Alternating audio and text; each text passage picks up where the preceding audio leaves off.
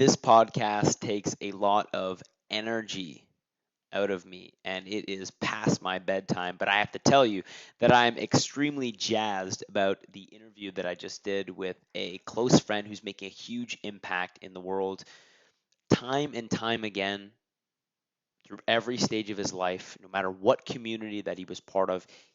He makes the world a better place everywhere he goes. Extremely proud to have him as a friend, TEDx speaker, humanitarian. He created an initiative after living in the Arctic for 6 months called Break the Divide that has become an internationally recognized nonprofit and is now in med school. If it wasn't possible to do more, he is.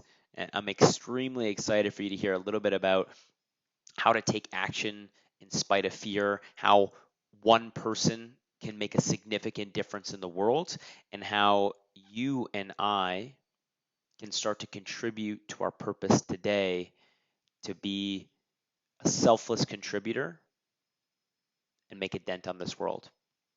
Excited to have my good friend Rohan Singh. Please enjoy the show.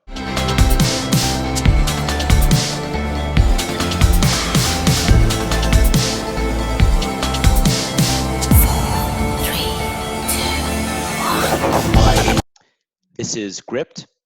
Rohan, welcome to the show. Thanks for having me. Really excited to be on this show. Happy for you to be here. I've been watching you from afar since we met at the Jack Summit back in March. And where I want to start, because your bio is impressive and it's long, and I couldn't think it could have gotten any longer.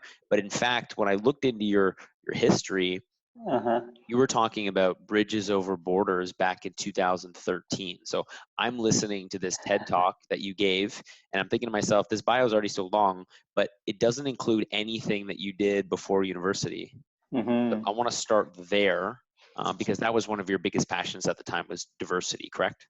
Absolutely. And I think it still is, but it's definitely evolved from the definition I had of diversity when I was younger versus what it is now. Okay. And at the time you said that you wanted to build bridges over building borders.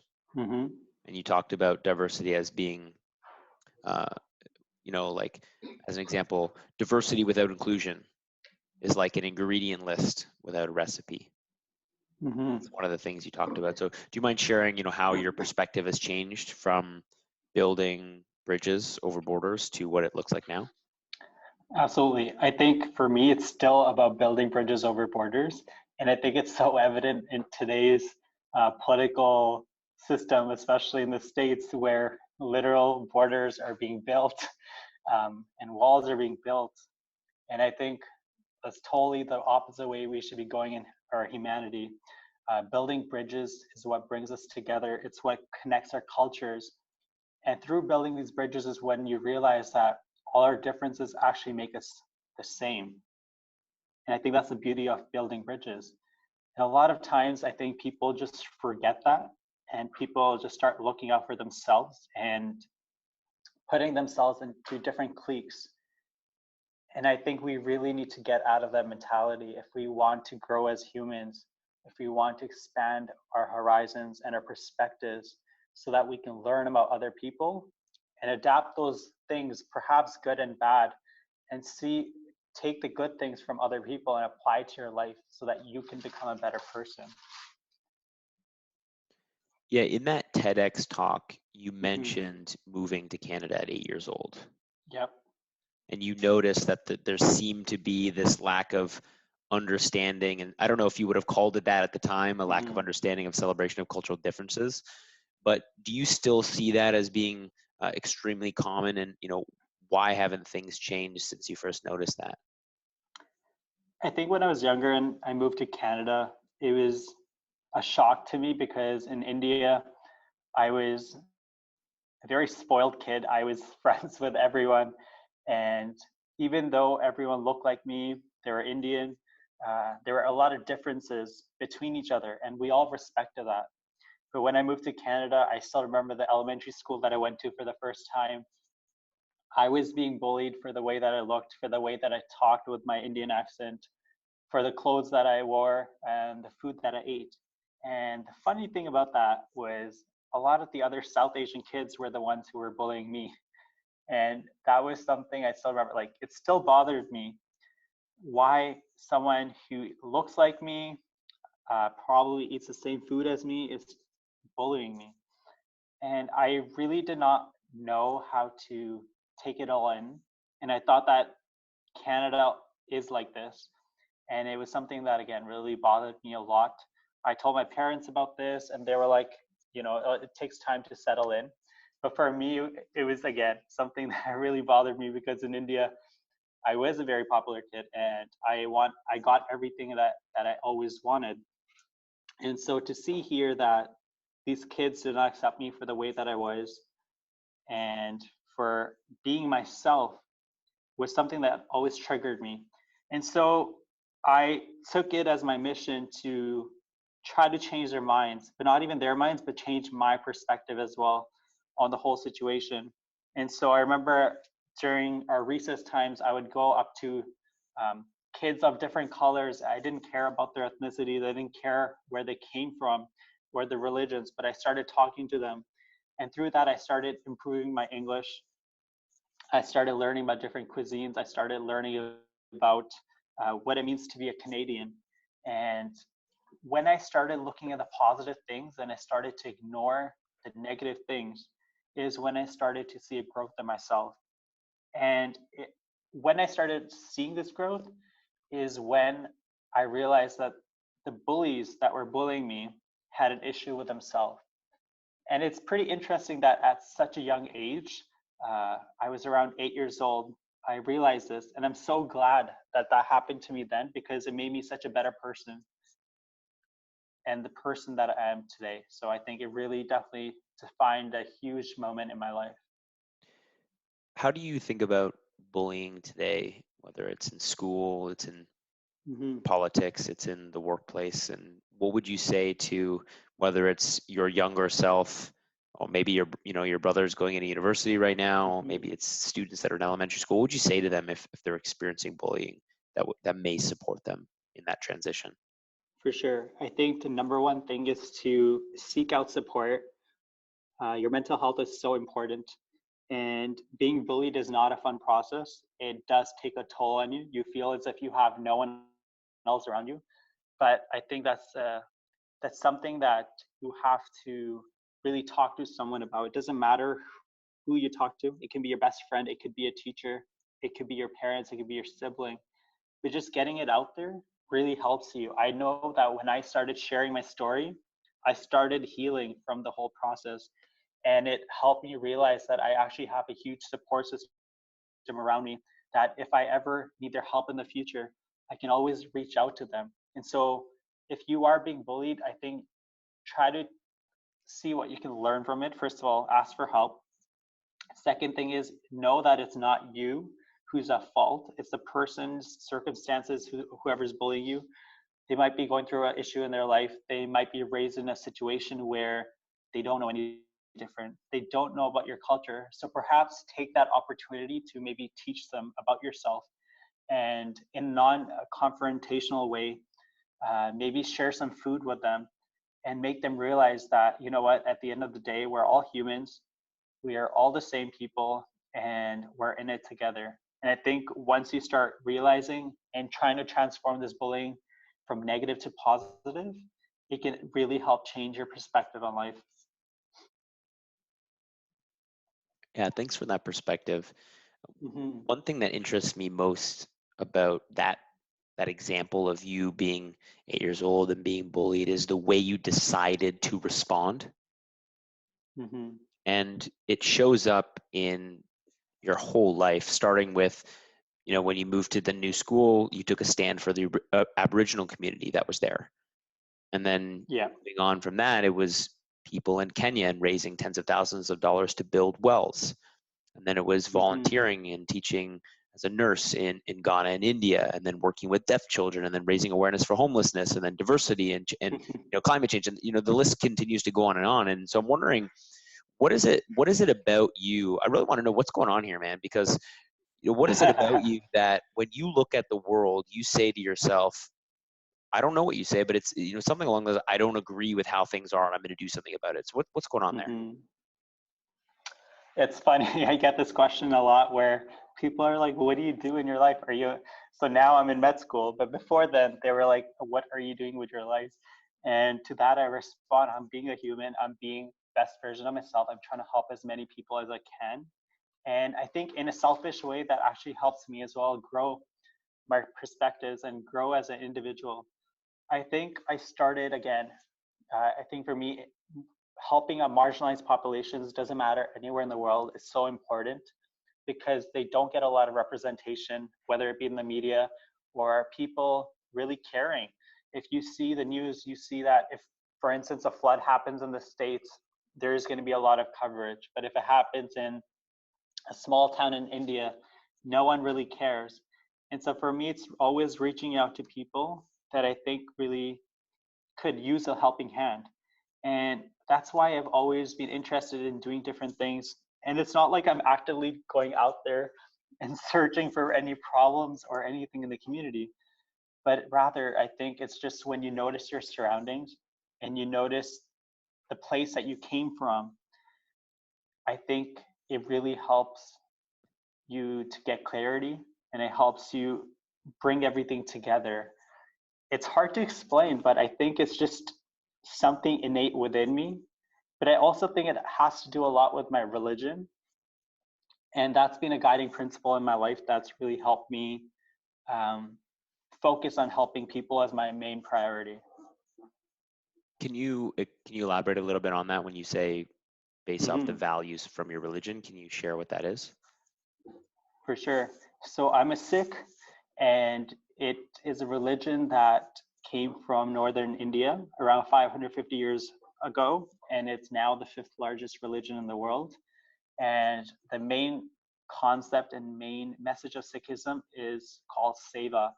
And seva means selfless service. Mm. When I was 5 years old, I was, until the age of 5, I was very spoiled. I used to get everything that I wanted on my birthdays, and my parents got me everything.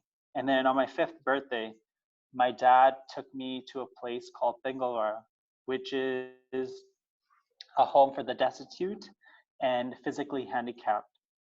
And I went inside this place and I saw a kid that was shackled by his feet on a broken bed. And this was just so striking to me that a kid my age, so I was 5 at that time, a kid my age was in this condition where his life was being taken away from him essentially. He had no parents. He was just staying in this place without any support from anyone else except for the people that were volunteers or helping out or the physician that was treating his broken leg. And it's at that moment where my dad told me that you are so blessed in your life where you have been given so many opportunities. And he said he's the one who told me about what Sikhism is all about compassion, about seva. And I started going with the flow. And so when I moved to Canada, I realized that this is something that I want to continue my life with. I always see my dad as a role model doing amazing things in the community. And so I wanted to follow that, which is why I also believe in the power of mentorship and the power of getting younger children in leadership positions where they can be the next leaders of today and tomorrow. And so that whole experience of going to Bangalore really, I think, transformed my life and also brought me closer to my religion. And that's the guiding principle that I now live by. I can see that that's true for you. One of the Mm-hmm. truths that I've recognized more recently in myself than I had in the past was that, you know, for lack of a better way of saying it, excuse my language, but like everything that comes out of my mouth until it's backed Mm-hmm. up with action is bullshit. And Yeah. what I see inside of your action is that selfless contribution. And I Mm-hmm. want to acknowledge that it takes a very self-sufficient person to put others before themselves, and you're making a huge difference in the world, and it's inspiring to me, and I know it's inspiring to a lot of other people, or else you wouldn't have the following that you do have. So kudos to you on that, man. Thank you. I really appreciate that. But at the same time, I also think it's very important to focus on yourself. As selfish as that sounds, that's something that I've been realizing quite recently and in the past few years, where if your health is not in the best standard or shape, you will not be able to help other people. And so I have gone through my mental health issues where I, the bullying that happened in school and then also happened in undergrad, where I was being harassed by other people. And so these things happen and your mental health does take a toll. But I've always been the person where you have to rise above it and see how you can improve. And so taking care of yourself is so important. So if you start neglecting that part, I don't think you can do service to other people as well. I agree 100%. And before we were talking Mm-hmm. on the actual interview, you had mentioned that one of the struggles that you did have with your mental health was the rejection that you experienced getting into medical school and what that process was like. Can you tell us a little bit about Oh yeah. what that experience was like, how that impacted you? And then, like you're saying, you need to selfishly also make sure that you're taking care of yourself, what that looked like for you to make sure that you were in a position to continue to serve. Absolutely. I think the process of getting into med school is very cutthroat. It is something that's not talked about a lot because a lot of people are scared to say things. And once you get in, you feel amazing that you're in. So why take the time out now to help other people? And this was my third time that I applied to med school. And so the first two times that I applied, I was rejected. And it really left a lot of doubt in my mind, where I was always told growing up I was a very brilliant student and I've done a lot of things for the community. And so the first time that I applied was in 2013. And at this time, I just was finishing out of undergraduate studies at McGill. And I was just trying to follow the process that everyone else was following, where right after undergrad, you go to med school and then you become a physician and you continue on to residency and all that. And so when I wasn't accepted, I was devastated. And I think my parents could just feel within me that I was a different person. And I was feeling as if I wasn't competent enough now to be a physician. And I just didn't know what else I wanted to do with my life. And I felt as if I don't think I can be a doctor anymore. And so So I met this up is with a lot of real people. existential crisis, eh? Oh yeah, and I think if you ask a lot of med students that who did not get in on the first try, they would say the same thing, and it's something that I've been discussing with a lot of people. And actually, one of my friends who is just sitting here with me was acknowledging the fact that she also felt that as well. And so I think it's a common misconception that a lot of people have is that the path to medical school is very straightforward. It's totally the opposite. And so if I could tell myself now, when I was in 2013, I would say thank you for not getting in, because honestly, the years that followed were some of the best of my life, where I rediscovered my passion for helping people. I've traveled the world. I've seen so many new cultures. I've been on different trips. I've spent time with my family. I've made new friends. I've made new relationships. And I think that's something that people often forget when they get a missed opportunity or they don't get into something. People think of that as an endpoint, but in 2013, I realized that was my point of starting again. And it was like a refresh button. I was like, okay, so this is what happened. How am I going to learn from this and grow from this? And so that wonderful blessing in disguise turned into one of the best experiences in my life, where I actually had the opportunity to go and live up in the Arctic. That's not something that a lot of people can say, is that they lived up in the Arctic, but that happened to me because I did not get into med school on my first time. Okay, and now you're 200 kilometers above the Arctic Circle, right? And Yeah, you're there for how long? I was there for 6 months, For 6 months. Now, and it was, yeah. just for understanding kind of the sequence of events here, had you already started Break the Divide at this Mhm. point or no? No, not yet. Okay, got it. So this was the transition into that. So did you have any specific Absolutely. intention on being there, or was there a certain purpose for this trip? Hmm. Yeah, so for me, going up to the Arctic was something that I was always really fascinated by, especially when I moved to Canada and I was in social studies classes and I was learning about Indigenous peoples living in the North, as well as just how vast Canada is and how big Canada is. Yeah. It was always something that I was curious to explore. And for me, one of the biggest things is because I did become very fond of Indigenous peoples. A lot of my close friends in elementary school were Indigenous, and so I realized through my whole social studies classes a lot of the systemic racism and colonization in residential schools and how that impacted Indigenous peoples living here. And that's something I also wanted to explore when I went up to the Arctic. And so luckily, an opportunity came by where one of my friends was actually visiting Hay River, and she told me about this opportunity to go live up in Inuvik, Northwest Territories. And this was definitely a lot higher than Hay River and a place where my mom did not want me to go. But luckily, my dad was like, you know what, it's a once in a lifetime opportunity. So you should take it and go. Yeah, you got a little And cheerleader so I there. went Awesome. up here. Oh, yeah, exactly. And my brother as well, he was like, yeah, you should do this totally.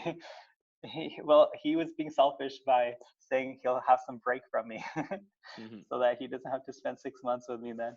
But it was a really crazy, amazing experience that really reignited my vision of why I wanted to be a physician in the first place. And I think it was an opportunity for me to grow significantly more than I ever did in undergrad or high school because I was now learning from people. And I think that's the beauty of education and the downfall of education is that in our school systems, we mainly learn through our books.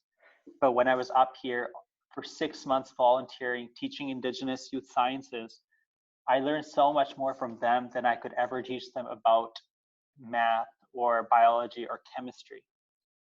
And this experience allowed me to learn so much about myself and about Indigenous peoples, the treatment that they went through, and the conditions that they had to endure to be the people that they are today.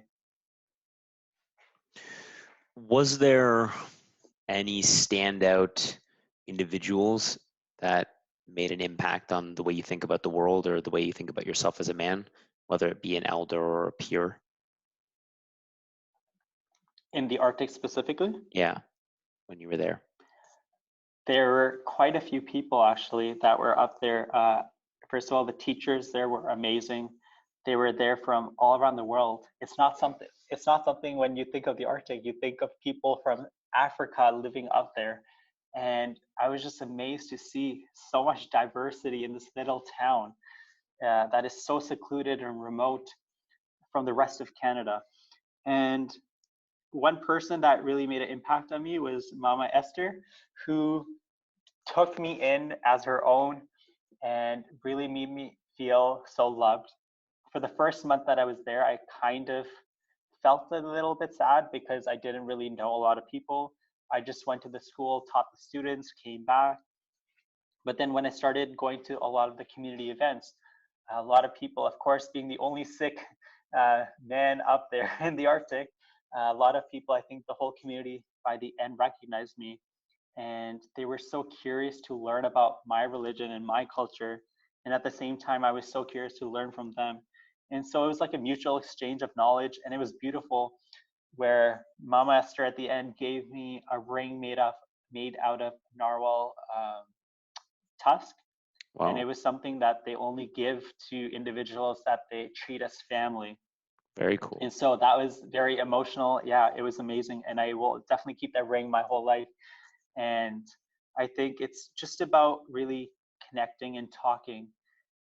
And that was the best experience. And a lot of elders that I met up there as well who taught me a lot about climate change and how the impacts of climate change are going to be making a difference on the lives of not only Indigenous people living in the North, but people all around the world. And a lot of times people don't realize that climate change is a real thing that's happening in Canada. They often associate it with issues that are happening, for instance, in parts of Africa where there's a lot of flooding, or in China where there's a lot of air pollution. But people don't realize that if the Arctic ice melts, which it is right now, it's going to cause a lot of displacement of homes. A lot of wildlife will be lost. People's houses in the Arctic will be gone. It will have a huge impact, not only on our economy, but our environment, on our people, on our mental health, on our physical health. Infectious diseases will rise, you name it. Like, it is so important for us to start looking at the fact that the melting sea ice is going to make a huge difference around the world. And that's something that the elders definitely taught me. Okay. And now that we're thinking very global at this Mm-hmm. point, how does something like Break the Divide or one of your more recent initiatives, Let's Talk, how do those types Mm-hmm. of conversations help initiatives like or create social change around things like climate change, as an example? Absolutely. So Break the Divide started when I had focus groups with youth in the Arctic, and we were really talking about issues that impact them in their community. And a lot of the youth said that they felt secluded from the rest of Canada. A lot of youth said they had mental health issues. And so coincidentally, my brother was actually in the Arctic as well on an expedition with an organization called Students on Ice. Okay. And there he noticed, yeah, so there he noticed the effects of climate change and how they impacted his friends personally who lived up in Iqaluit. And so me and him started talking. We're like, what can we do to bridge students from all around Canada together? And so through that, Break the Divide was born.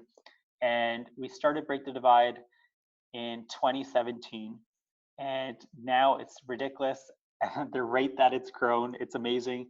It started off with one conversation we had with youth in my school that I was teaching at in Inuvik, with youth in my brother's school in Delta, British Columbia.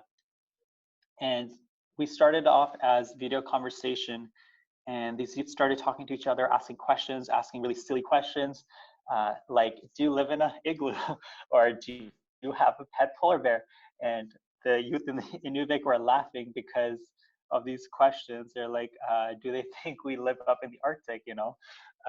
So it was a lot of like humor, and it was a really nice icebreaker to see that these youth were engaging with each other. And if this platform wasn't there, perhaps they might not have had the opportunity to do so. And so it started off as this, and we were really trying to see if we can take this and make it more of an action-based project. And so by fostering these friendships, we realized that youth actually started to care about each other, and they wanted to know about the issues that are happening in each other's communities. And so youth in Delta then started to take action on mental health. They created mental health awareness nights in their school and fundraise money which can be used towards the communities in Nunavut. And what was so cool about this whole thing is that it started off as this one connection. And then as we started posting about this on Instagram and our social media, youth in South Africa, Cape Town, actually reached out to us saying that they want to get involved in this conversation. And so again, we had youth from Canada talking with youth in South Africa about water issue and the water crisis that's happening in South Africa. And so each community started taking action and seeing how they can help each other. And so we realized that this is actually helping the environment in a way where now youth are getting more personalized education by personally talking with individuals who are facing these environmental challenges firsthand. And that's the reason why I think Break the Divide has been so successful. And my brother and I would have never imagined that Break the Divide would become what it is, but it's getting a lot of great reception and we're continuing to grow. Can you give me an example of a project that was started or initiated through these types of conversations? For sure. So one of the projects, besides the mental health nights that were started, there was a really cool campaign that was started for the water crisis in Cape Town, where youth in Cape Town and in Canada came together to create a water awareness campaign. And this was to see how much individuals in South Africa use water on a daily basis versus youth in British Columbia and how much they use this.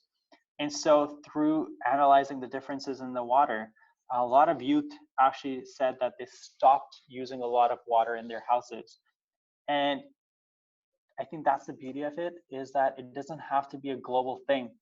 It can start off with change at home. And I think just that one experience, like I told you about when I went to Bangalore at the age of 5, made me want to do these initiatives.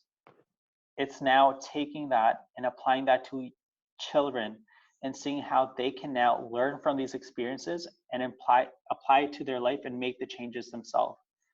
And so I think that was a really beautiful example of how Break the Divide has taken conversation to action. Yeah, that is beautiful. And before we get into the last element here of the show where we talk a little bit, I want to ask you about how people can start to create initiatives like this in their own life. How can someone get involved with Break the Divide if they wanted to contribute?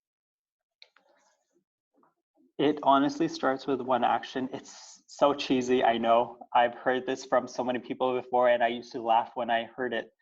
But it's so true. It's honestly taking that first step into a direction that you may not be comfortable with and seeing how can you make a difference. And it's not something that you have to go out of your way to find. Talk to your neighbor, talk to your friend, and see what's impacting their lives. Is there something that can be improved?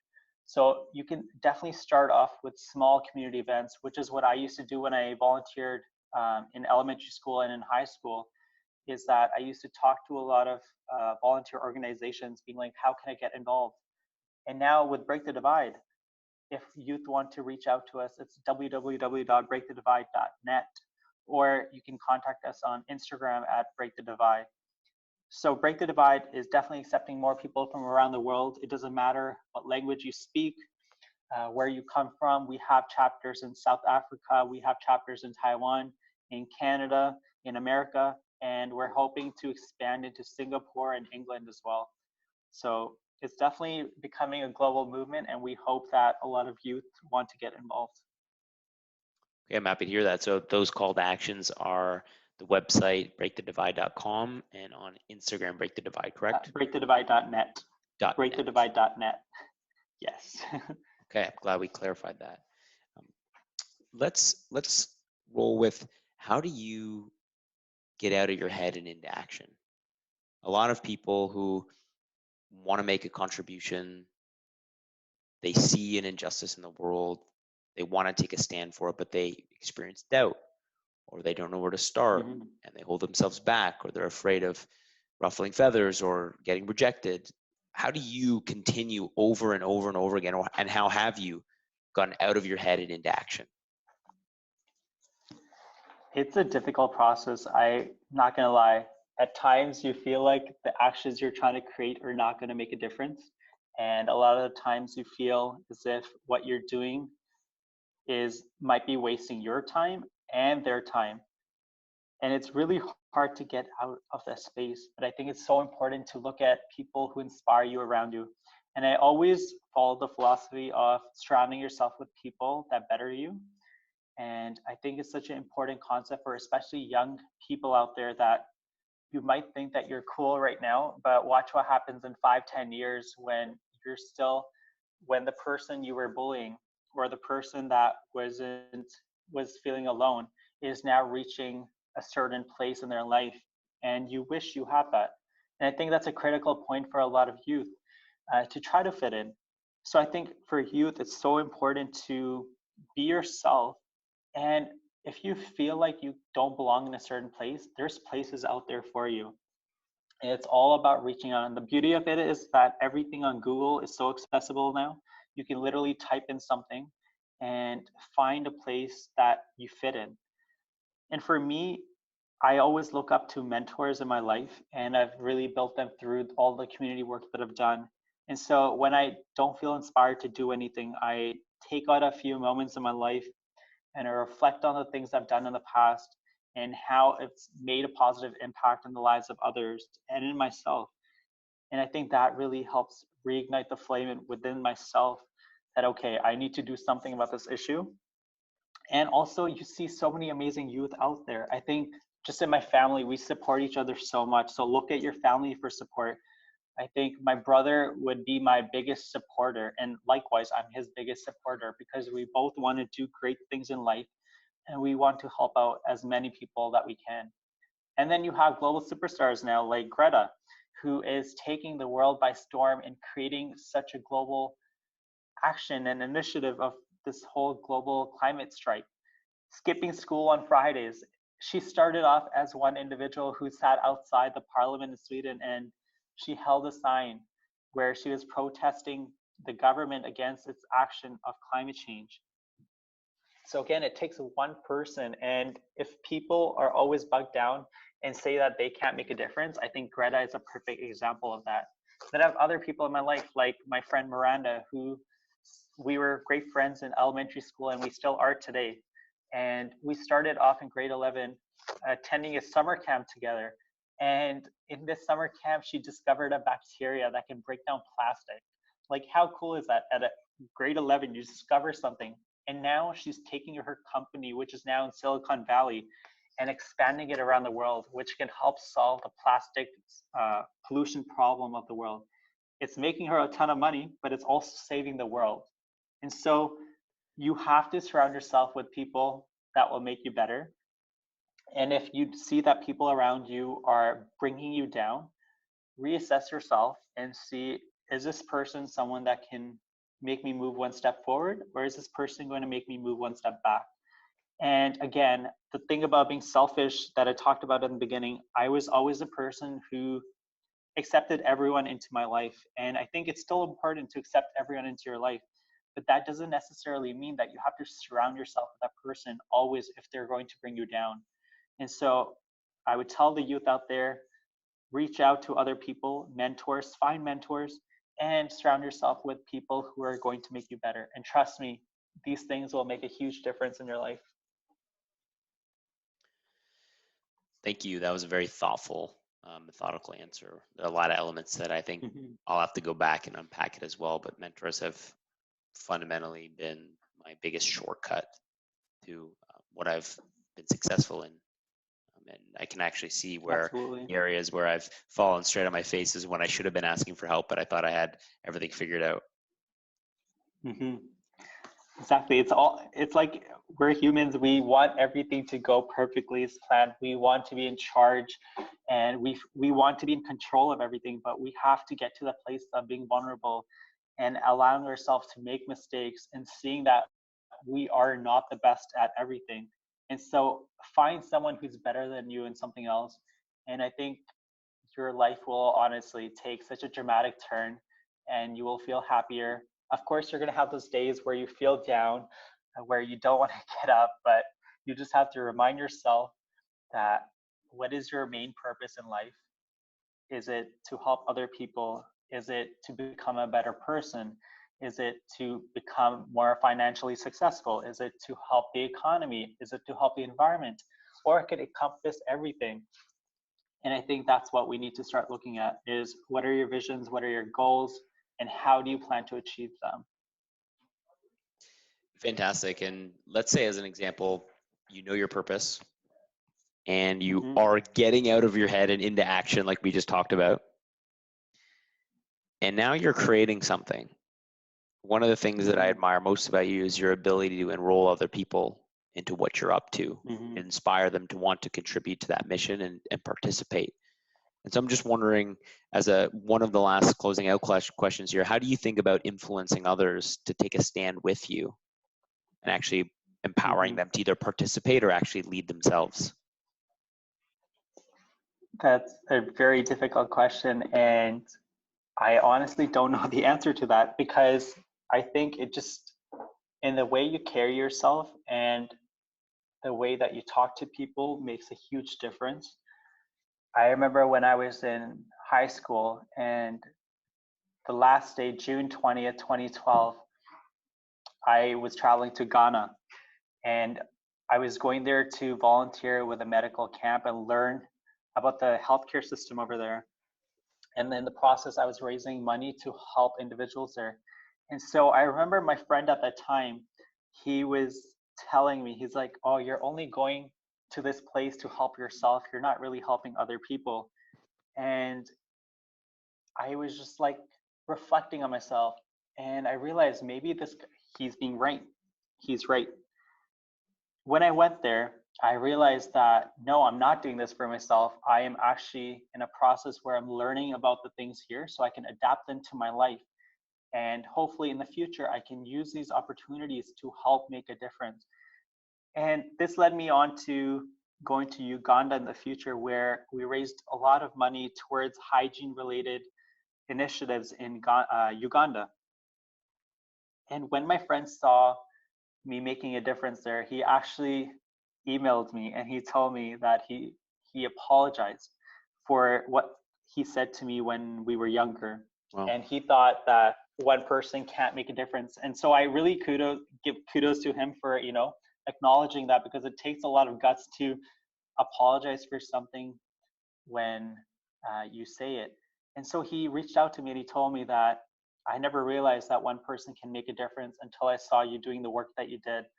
And I think that was a point where I realized that it doesn't matter if people are supporting you or not, but if you feel in your heart that you're doing a good thing and you're not doing it for the wrong purpose, then that's all that matters.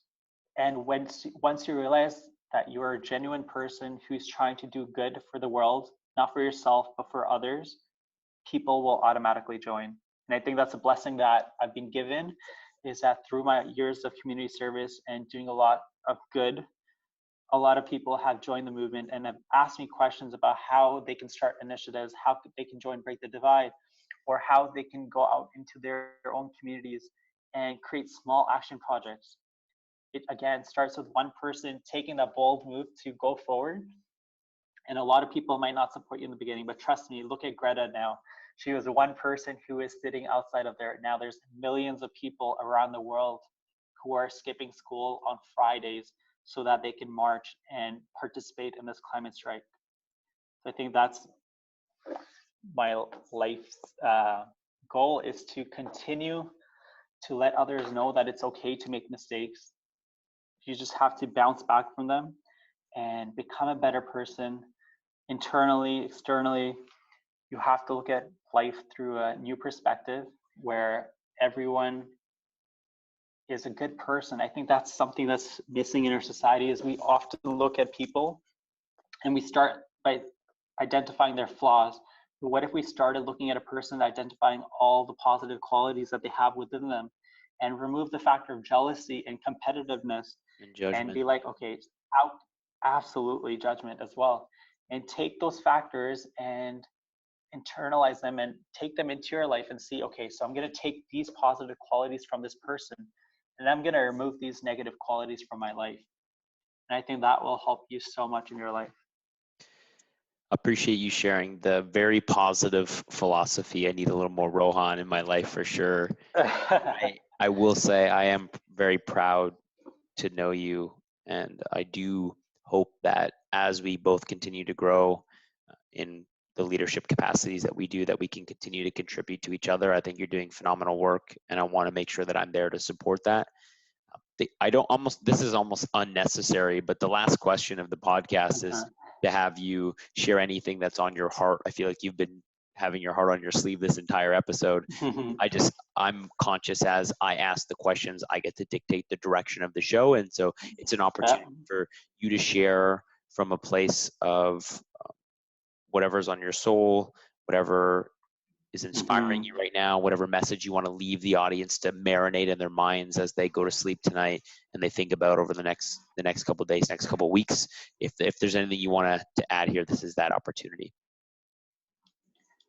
Yeah, for sure. Well, first of all, I just want to thank you as well for bringing me on your show. I think it's so important that you're doing a podcast like this, where you're bringing people from the community from all around the world, from backgrounds that a lot of individuals may not know about, and highlighting their work. And so that is something that you should be really proud of. And I'm proud to be your friend as well. So thanks for doing this. Happy to do it, man. Yeah. And so I think a final thought would maybe stem from my med classes right now, is that I was so excited on the day that I got my med acceptance on May 19th, 2019. I still remember the day because it's never going to leave me. And I still remember that feeling of excitement where my hands almost went numb because I was so happy and over the moon that I got into something that I've always dreamed about. And then I've been now in med school for over a month.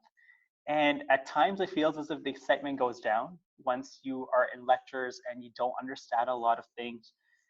And you just feel as if you're not competent enough because you're in a class full of brilliant minds. And you feel as if, did they make a mistake of putting you in the med school class? But then those are the moments where you realize that you have to look back and see how and why you wanted to be a physician in the first place.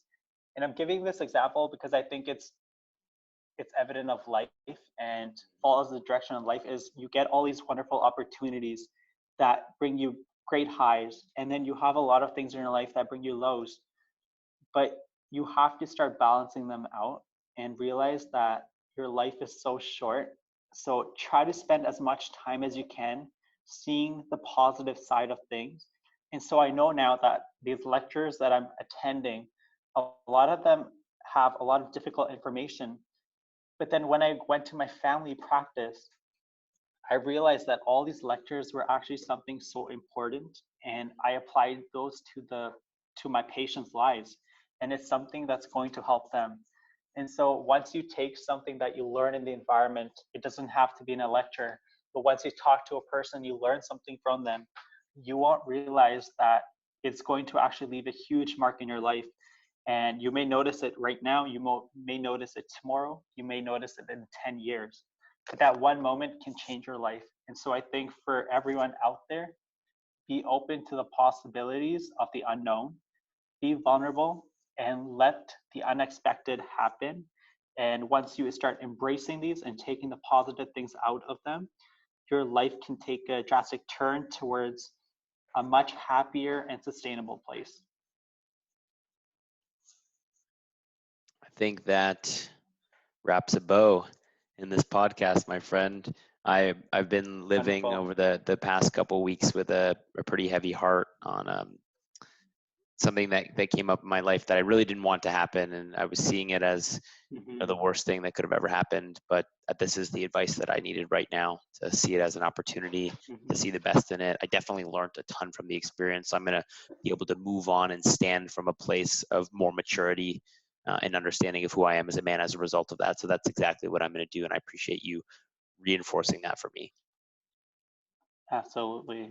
I'm so glad you learned something from that event as well. Yeah. Okay, well, I appreciate you being on the show. I know you need to get back to studying. You are currently Yep, the life of studying. Yeah, you're in the hospital right now, aren't you? I am. I'm in one of the rooms, stealing the room of someone who could be studying in here. Okay, got it. So let you get back to that, Rohan. I really appreciate the time. All right. If people want to find you online, they can go to International Sing. That's correct. You can find me on Instagram? Instagram on International Sing. Yeah. Okay. Anywhere else that's a good place to check you out? You could also find a lot of the information again on Break the Divide. So www.breakthedivide.net. All my contact information is on there. Or if you want to email me, my email is sachal@alumni.ubc.ca. Okay, fantastic. I appreciate your time and I appreciate your contribution to the world. Thank you so much for having me.